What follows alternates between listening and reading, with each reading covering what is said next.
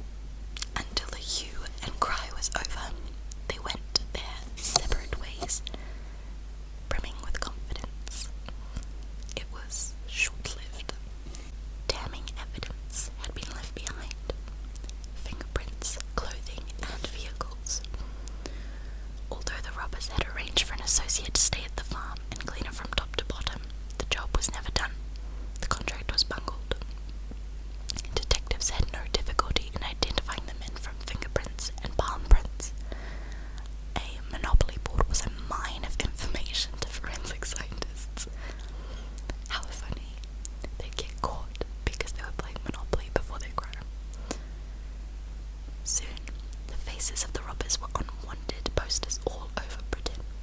Within a year, most were in jail. The sentences meted out for a crime against society, shook the thieves, and created public sympathy. Goody, Welch, James, Wiseby, and Hussey all got 30 years, although they were eventually released after serving 12. Wilson and Biggs also got a 30-year term. Caudry was given 14 years and freed after 7, but some of the robbers were to give the police enormous trouble in the years to come. White evaded arrest for 3 years before being captured in 1965 and was jailed for 18 years, of which he served 9. Reynolds and Edwards hid out in London for almost a year, then fled to Mexico City. They spent money at a frightening rate and both eventually returned to Britain. In 1966, Edwards surrendered. He was given a 15-year sentence and served 9. Reynolds was arrested in 68 and he received 25 years, but was released in 1978. In prison, the train robbers were kept under the closest scrutiny. Security, because 2 of them had made sensational escapes. In 1965, Wilson escaped from Winson Green Prison, Birmingham, and joined Reynolds and Edwards in Mexico City. But he too tired of the place and joined Reynolds and moved to a smart home near Montreal, where he was caught in 1968. He returned to continue his 30-year sentence and was freed 10 years later. The second escape was even more sensational and launched a criminal legend. In July 1965, Ronald Biggs was sprung from London's Wandsworth prison by a daring group of associates. He scaled the wall and landed on the roof of a waiting furniture van. After undergoing plastic surgery in France to restyle his nose and cheekbones, Biggs collected some of his share of the loot and flew to Australia.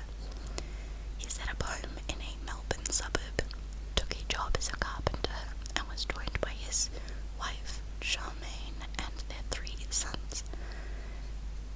There they lived under assumed names for several years, with only one event to mar their happiness: the death in a car crash of the eldest son. Eventually, Biggs received a tip-off that Scotland Yard detectives were onto him, and that he was in imminent danger of arrest. So this time he fled to Brazil. Life without his family was difficult. He settled near Rio de Janeiro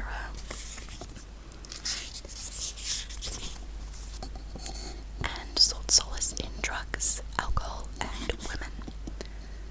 Early in 1974, a reporter of a London newspaper tracked him down and set about writing his story.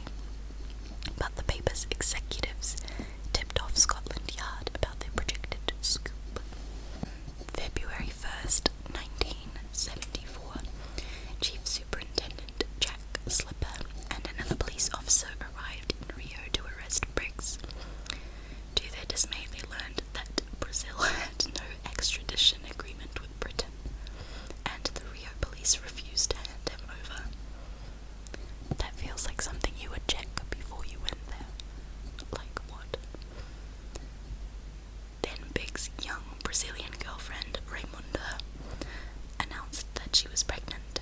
It was news which left the lucky father-to-be overjoyed, simply because the father of any Brazilian child could not be deported. So Biggs went free again, and Slipper, after his much-publicized swoop, flew home alone.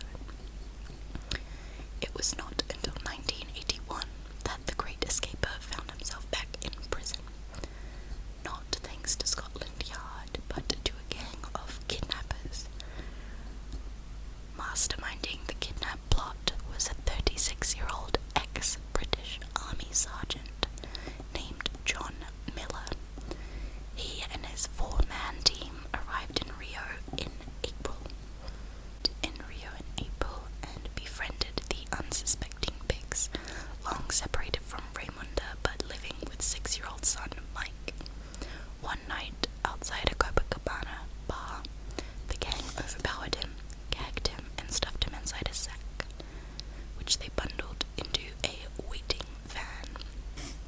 Biggs was smuggled out of the country through the northern port of Belém, but aboard a chartered yacht and taken outside Brazilian territorial waters.